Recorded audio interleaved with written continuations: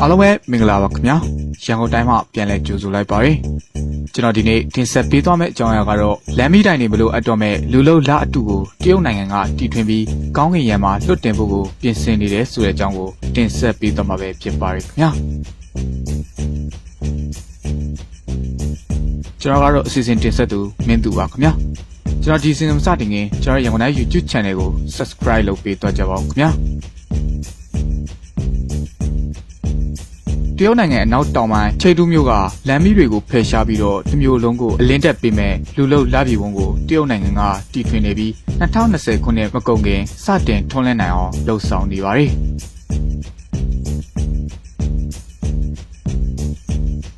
ဂျိုဒူလိုကောင်းကင်ပေါ်တင်ထားမဲ့ဒီလူလုံးလပြည်ဝန်းဟာမူရင်းလာထက်ရှစ်ဆပိုထွန်းလင်းနိုင်ကြောင်းနိုင်ငံပိုင် People Daily သတင်းစာကဖော်ပြထားပါတယ်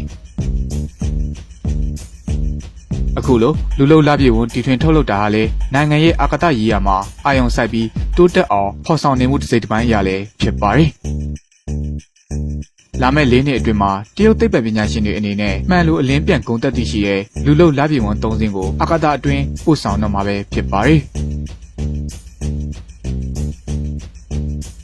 ကမ္ဘာမြေကနေအထက်ကီလိုမီတာ900အကွာဂျိုပတ်လန်းမှာတင်ထားပြီးအချင်း30မှ80ကီလိုမီတာအဝန်းအဝိုင်းနဲ့အတူဧရိယာနယ်မြေတရက်ကိုလိုက်အောင်ဆန်းလို့အလင်းဖြာပြီးတော့မှာပဲဖြစ်ပါတယ်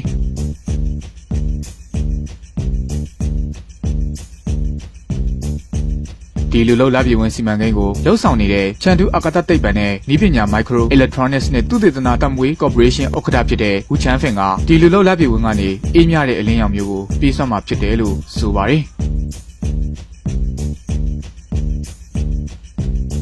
အခြေခံအဆောက်အအုံတွေရဲ့လျှက်စစ်သုံးစွဲမှုကိုအထူးသဖြင့်စောင်းရသည့်အတွင်းတိတိတတ်တာလျှော့ချနိုင်ရေးအတွက်ဒီလူလုံးလပြည်ဝင်သုံးစင်းကိုအလှည့်ကျထွန်းလင်းပေးမှာဖြစ်ကြောင်းဦးချမ်းဖင်ကဆိုပါတယ်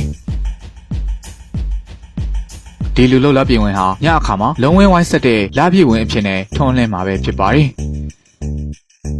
ချန်တူးမြို့မှာလူလုံးလပြည်ဝင်ဟာစတူယန်ကီလိုမီတာ50ကိုအလင်းလွှမ်းခြုံထွန်းလင်းပေးမှာဖြစ်ပြီးနှစ်စဉ်လျှက်စစ်ဓာတ်အားကအတွက်ကုန်ကျနေတဲ့ယွမ်ငွေ 1.2 ဘီလီယံအမေရိကန်ဒေါ်လာတန်း240ကိုသက်သာစေမှာပဲဖြစ်ပါတယ်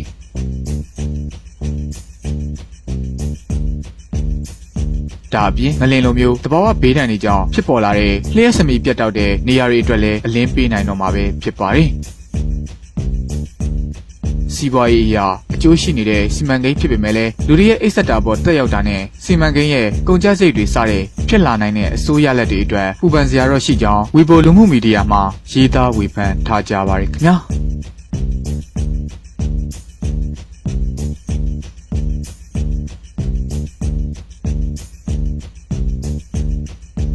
ကျွန်တော်ဒီနေ့တင်ဆက်ပေးခဲ့တဲ့လမ်းမီးတိုင်တွေမလို့အပ်တော့မဲ့လူလုံးလအတုကိုတရုတ်နိုင်ငံကတီထွင်ပြီးကောင်းကင်ယံမှာလွှတ်တင်ဖို့ပြင်ဆင်နေတယ်ဆိုတဲ့အကြောင်းကိုရန်ကုန်တိုင်းပြည်သူများအားလုံးပဲနှစ်သက်ကြမယ်လို့ထင်ပါတယ်။ဒီအကြောင်းအရာနဲ့ပတ်သက်ပြီးပြည်သူတွေရဲ့ထင်မြင်ချက်တွေကိုလည်း comment မှာပါဝင်ဆွေးနွေးပေးသွားကြပါအောင်ခင်ဗျာ။ကျွန်တော်ရန်ကုန်တိုင်း page ကနေ့စဉ်နေ့တိုင်းထူးထူးခြား video တွေအများကြီးတင်ဆက်နေတဲ့အကြောင်းကျွန်တော်ရန်ကုန်တိုင်း page ကို like save လုပ်ထားပြီးစောင့်ကြည့်ထားလို့ရပါတယ်။နေ့စဉ်နေ့တိုင်း YouTube ပေါ်မှာအများတန်း video တွေစောင့်ကြည့်နိုင်ဖို့အတွက်တော့ကျွန်တော်ရန်ကုန်တိုင်း YouTube channel ကို subscribe လုပ်ပြီးတော့လည်းစောင့်ကြည့်ထားလို့ရပါတယ်။အားလုံးကိုကျေးဇူးထူးတင်ရှိနေပါတယ်ခင်ဗျာ